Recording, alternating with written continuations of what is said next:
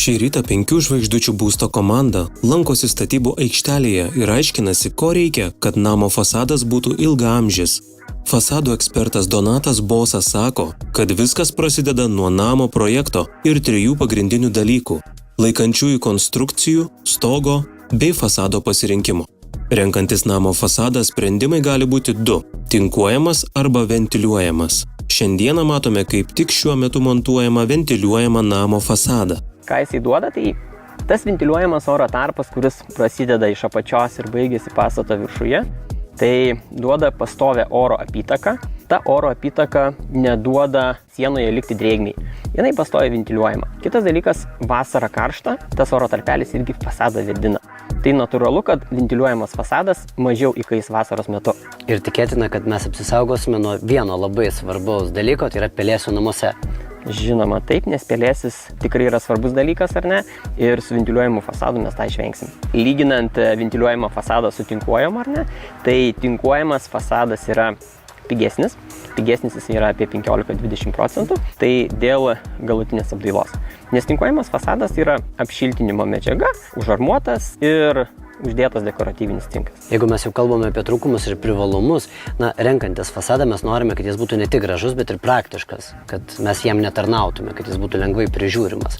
Kuris iš jų lengviau yra prižiūrimas? Tai iš praktiškumo pusės pažiūrint, ar ne, tai ventiliuojamas fasadas yra sudarytas iš gabaliukų, galima sakyti, ar ne, tai plokštelė, lentelė, plytelė, tai atsiradus problemai, jei sulūžus, ją nudaužus, galima mažą tą gabaliuką pakeisti. Jeigu žiūrint į tinkuojamą fasadą, jau tinkuojamo fasado reikės tvarkyti visą plokštumą. Tai nebe mažą, pusės kvadrato ar kvadrato plokštumą, bet visą sieną, kuri tikriausiai gali būti 15–20 kvadratų. Donatas sako, kad renkantis ventiliuojamo fasado medžiagas populiariausia yra 3 pasirinkimai – medis, fibrocementinės dailylentės arba skalūnas. Pašnekovas pastebi, kad matomos fibrocementinės dailylentės yra lengvesnės už akmenį, bet sunkesnės už medį. Tokias dailylentės Donatas rekomenduoja rinktis tiems, kurie nori sukurti maksimaliai saugius namus, kadangi būtent ši medžiaga yra nedegi ir apsaugo karkasinę namo konstrukciją. Tai Tomai atvykome prie fasado. Ką mes matome?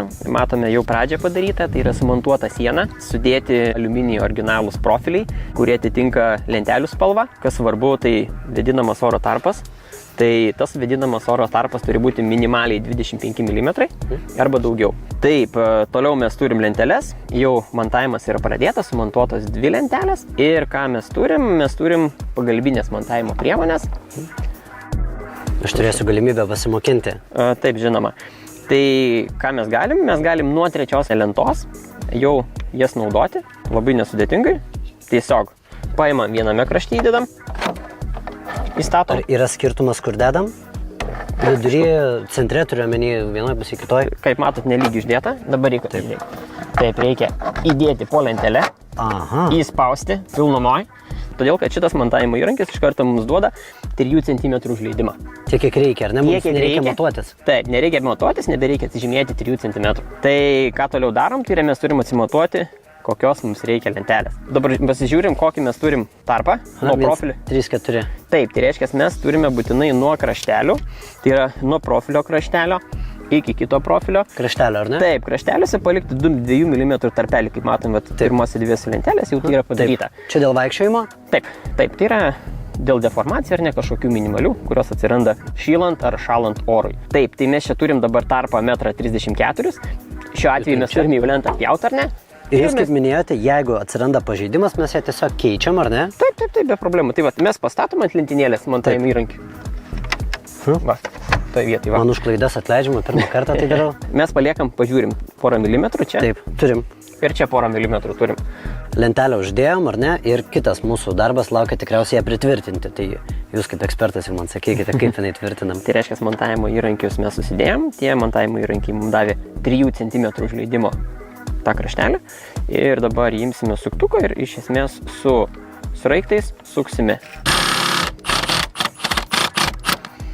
Taip, ką mes turime?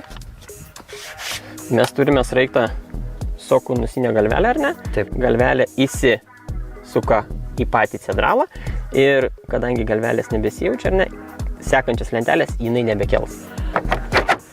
Donatai, kalbant apie eksploataciją, ar ateityje yra taisyklės, kuriomis mes galime pasiekti ilgamžiškumą jų? Galbūt į metus kartą jas visas nuplauti, galbūt impregnuoti, tepti, prižiūrėti, siurbliuoti, nežinau. Nereikia jų kažkaip atskirai prižiūrėti, nebent būna fasadas ištepamas ar ne kažkaip tai ir jas tiesiog reikia nuplauti, pavalyti. Išlaikant 30 cm arba 20 cm. Taip, išlaikant atstumą, sakykime, ir nenaudojant ten labai stipraus sukamosios srovės. Statantis namus, kiekvienas iš mūsų norime, kad jie būtų ilgaamžiai, kad mums nereikėtų prie jo pastoviai dirbti ar net tarnauti ir kad mes galėtume mėgautis. Kaip to pasiekti? 90% tikriausiai galiu pasakyti, kad atsiradusi problema būna tik dėl to, kad yra nepalikta ventiliacija. Tai tikrai noriu pasakyti, kad jeigu įsirengsi tvarkingai oro paėmimą iš apačios ir oro išleidimą, kaip sakant, prie viršaus ar ne sienos, tai neturėsi problemų. Aš manau, šiandieną mes mūsų žiūrovams atsakėme į klausimą, kuo skiriasi ventiliuojamas nuo tinkuojamo fasado. Aš manau taip.